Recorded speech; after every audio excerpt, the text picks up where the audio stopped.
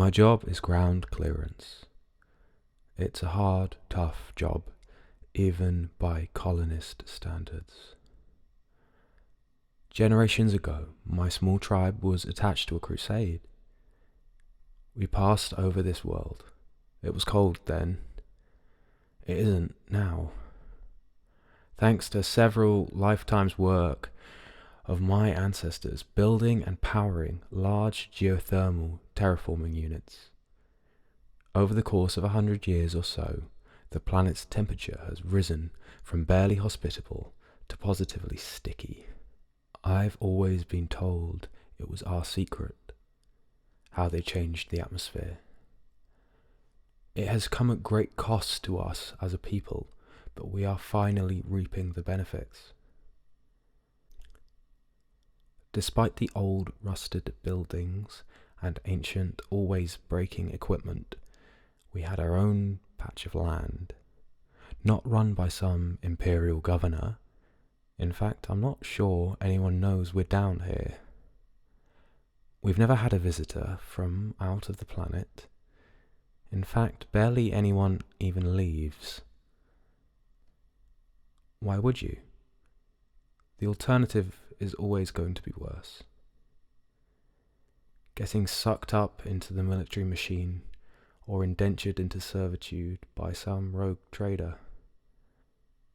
Wilting in the steamy swampland around us.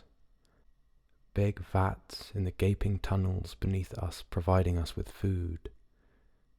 To me, this is it. These corrugated iron roofs represent freedom.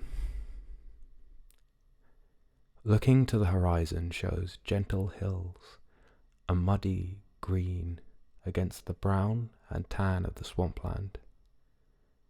We have evolved to live in this environment, but the wildlife is still struggling. Only the hardiest of trees struggle on through the warm weather. I'm leaving now, due to one of our Bacta tanks. It's out miles away in the lowland, an area fraught with danger. Quicksand and ravines mire the area, and only those used to navigating it go that way. It is important business, the back tanks on our outskirts. They feed the ground around them with constant nutrients and the seeds of life. Atop an aging motorbike, I travel. This was mine. I maintained it. It looked old, but worked well. I had grown skilled at engineering and fixing these bits and pieces of technology. There were so few, they were well looked after. Speeding up and down well-worn paths towards the site, I'm in my element. My eyes on the horizon and the path preceding it. Before long the back tank drifts into view. A large hunk of metal protected against the elements by thick, tough paint, keeping the water out. Hopping off my bike, I begin to carry out my duty, using the tools on my waist to open various panels. I check wiring and dutifully record the information collected into my handheld device. All the signs point to normal. But I continue on with my checks just to be sure. Time passes and my job is all but completed, closing panels and securing them again, and an alert begins to sound on my wrist comms device. These crude things barely had anything to say, but I've always been told to wear one, so I always have. Proximity alert. The blinking light at the top of the screen said so much anyway. No more information. I pondered for a second. A few quick taps provided no new information. The stupid thing was probably malfunctioning. I set my eyes on home and prepared to leave. The grey sky a bleak sight against the mud and sludge that shares my view.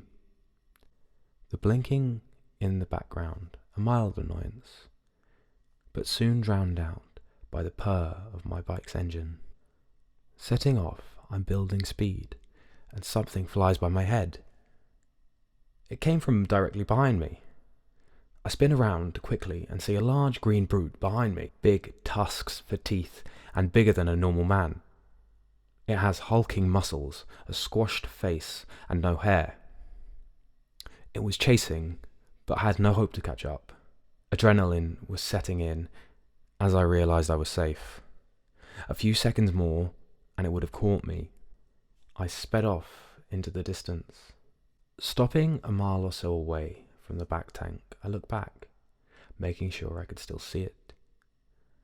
It had lost interest in me, and I could see it picking around at the back tank, hitting and ripping at it. I must hurry, lest our hard work be lost. I head back fast as my poor bike could go. Reaching the camp, I spread word of the green monster. Alarmed looks shot around the group of men I had gathered. They asked a few questions of me. Some I knew, some I didn't. I couldn't see why we couldn't just go out and kill it. It was made clear to me that we couldn't just kill it, but we must find out if there were more. A few minutes pass, and a couple of men come out of a locked silo with a large wooden crate between them. Setting it down and cracking it open reveals a brace of long rifles. Passing them out amongst the gathered men, one lands in my hands. It is heavy, with a wooden stock and long barrel. No scope, so just iron sights on top. One of the older men pulled me to one side, Benjamin. He was the caretaker of our small settlement. He took the rifle from me. "Have you used one of these before?" I shook my head, and he gave me a run-through, reloading, aiming, and shooting. "There you go. At least you look like you know what you're doing," making me chuckle and breaking my somber mood. I shoulder the rifle and follow some of the other men to vehicles. Among the 20 or so of us, we have an assortment of bikes, buggies, and a large truck. Quite the convoy. The light is starting to fade now, so torches are lit and placed about the transports. Engines rev up and we depart, leaving in the direction I had fled from. I'm no longer alone on this stretch of road, which gives me some comfort. A few hours pass and we're in the pitch black, stars above us, and the moons of the planet have come into full view. The cloud cover I had observed was entirely gone, leaving us with a cold and beautiful night, stars shining brightly. Hunters and trackers in our motorcade.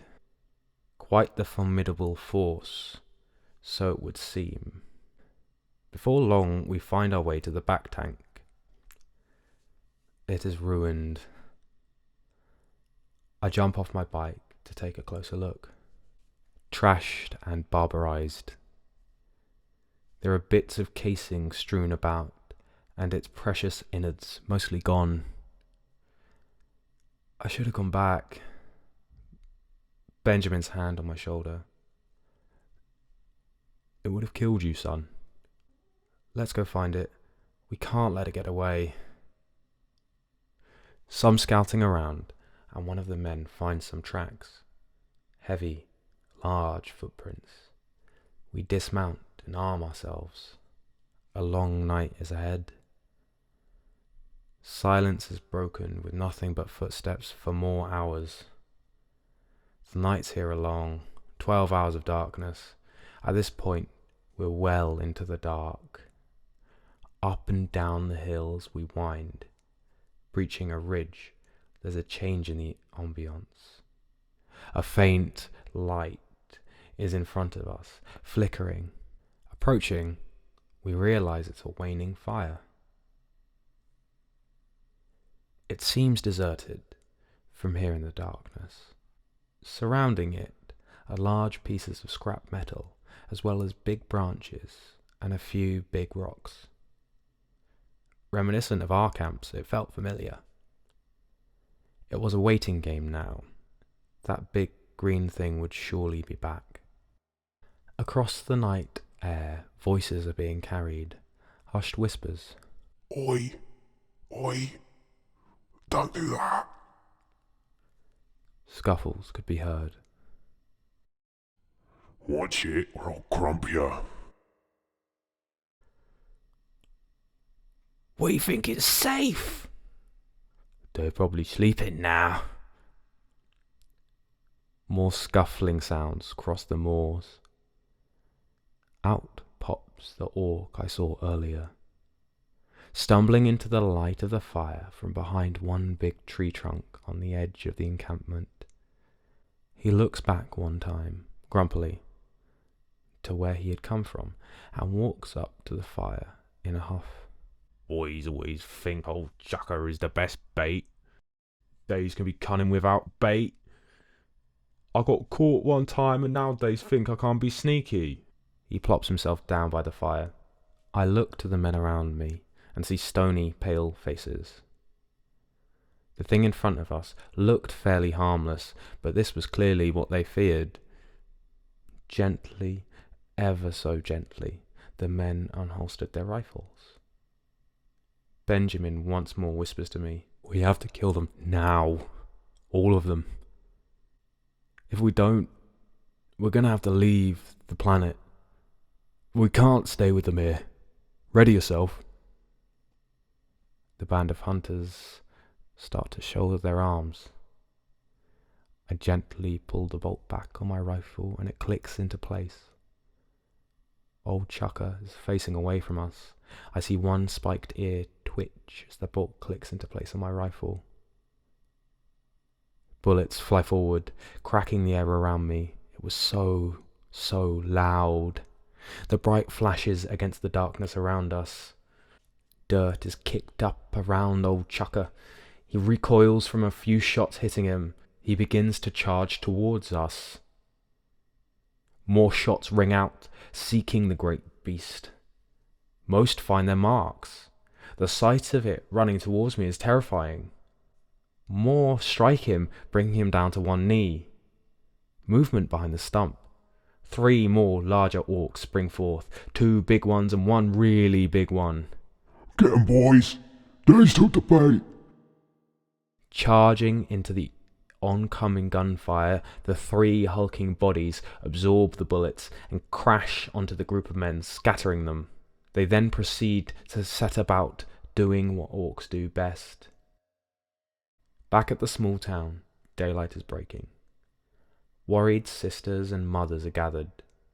They were not expecting their loved ones back soon, but nonetheless, as the day begins, a few of them, ashen-faced, begin packing to leave. Most had heard the stories of orcs, and should the men not come back, they would need to leave immediately.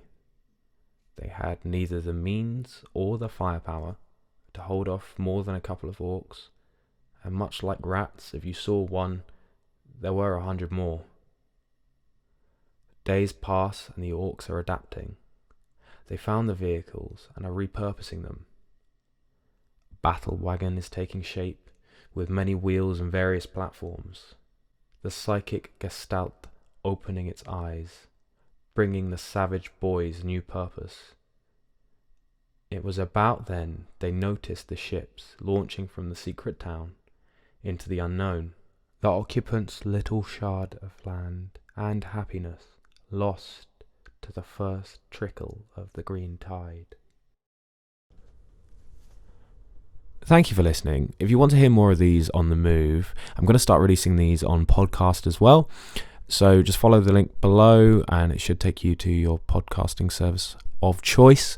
Again, thanks for listening.